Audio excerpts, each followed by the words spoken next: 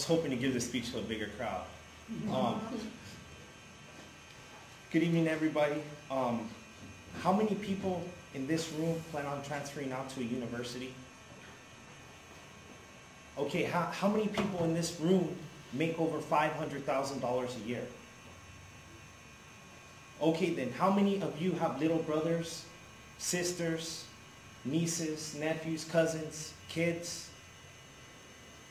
We are in the beginning stages of a crisis that not only affect us now, but may devastate the generations to come. What I'm going to discuss with you today is the effects of the budget cuts on the California community colleges, some reasonable solutions that if we put in place, not only soften the blow, but solve the problem. I will give you some long-term benefits of these solutions and the actions we must take, not only to secure our future, but the future of the ones we love the most. I've done countless hours of research, had many discussions, and seen what types of effects this has had on people firsthand. And I'm here to say enough. What I want to do first is give you some insight on the escalation problem that's facing us. According to Neon Tommy, Annenberg School for Communication and Journalism, California is still facing a massive budget crisis, which has led to increasing cuts in educational funding, and students attending community colleges throughout the state are facing various obstacles. One of the impacts students are facing is the stoppage of Cal Grants. Throughout the state, it is estimated that 60% of these students did not receive the grants they needed for the fall semester.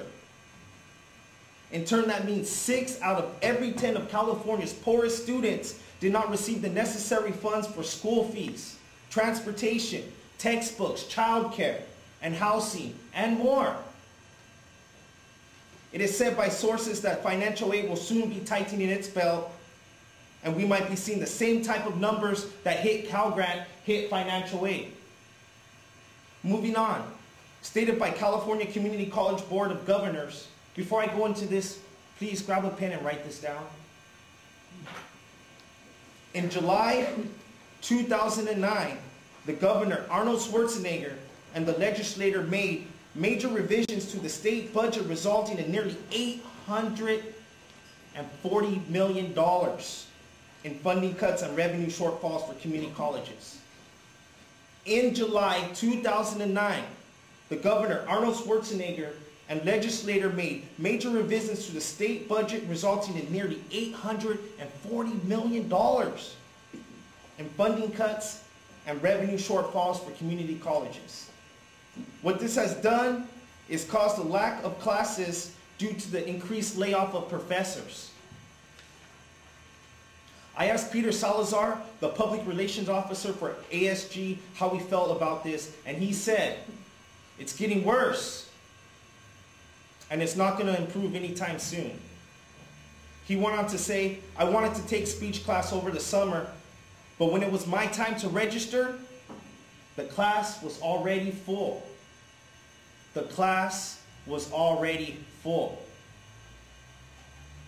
Now with these cuts, it makes it harder to take the courses we need to transfer out to the universities we want to go to.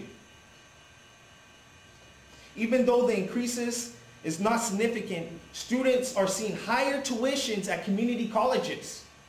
According to Jacob Frazier of Garnatz Allenby Barrow, on average, community colleges are increasing their annual tuitions by $3,411 to $3,521.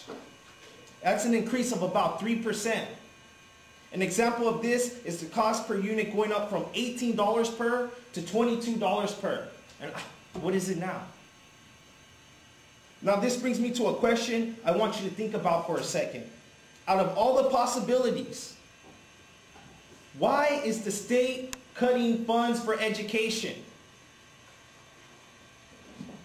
A theory that we have concluded in my philosophy club is that the government is trying to keep the people ignorant so it is easier to control the population. Furthermore, learning about the Iron Triangle in Mr. Grant's political science class, I found out that the legislation doesn't even write our laws. Interest groups do. Now remember what I asked you to write down? Do you see what I'm trying to make the connection with? Do you guys see the connection I'm trying to make? I will not go into detail on the Iron Triangle and interest groups. However, this is a great question to ask after I'm done speaking.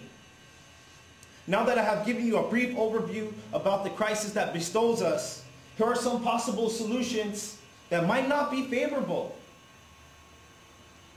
Money, unfortunately, is the solution to most problems.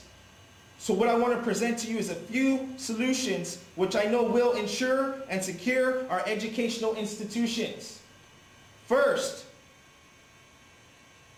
we must implement a 5-cent fee on every purchase at fast food restaurants. According to Answer.com, 1 out of 4 people eat at McDonald's every day in California. There's a lot of people in California, folks. What that means is 9,240,416 people eat at McDonald's every day. If we multiply that number by 5 cents per, we just created a daily income of $462,020.80 for our educational institutions. Now, if we multiply that by 365, which is the days of the year, we just created $1.7 billion. And that's just McDonald's. An example of this would be if a meal at McDonald's, including tax, costs $5.33. With the 5-cent fee, it would only come out to $5.38. That's it. I would like to take it a step further and implement that 5-cent fee on alcohol and tobacco. Next is the legalization of marijuana. According to www.slate.com, marijuana accounts for as high as $100 billion on the black market. Furthermore, it states that it is estimated that we may receive as high as $1 billion annually in taxation of marijuana. Let's put that money back into our educational institutions. I want you to take a minute and think about what I just told you. How much extra income did we create for our educational institutions? And these are just 2 ideas. I have many more. What we did was we created $6 to $7 billion that we will receive annually on top of what the school already receives. Imagine smaller class sizes for our little ones. Smaller class sizes give students more access to the teachers, which increases the odds of that student's success. Imagine cheaper fees.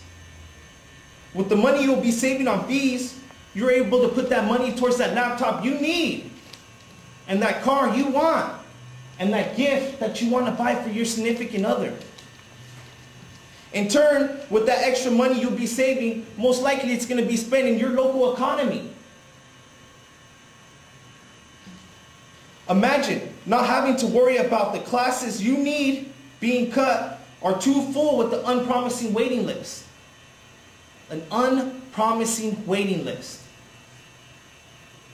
Now, do you believe that you can make a difference?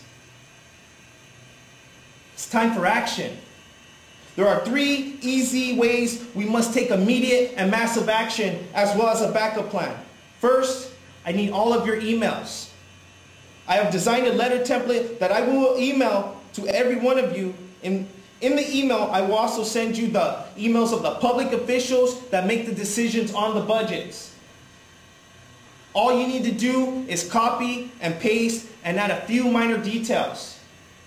Second, it is a must that we talk to as many people as we can about this problem so we may gain as much support as possible.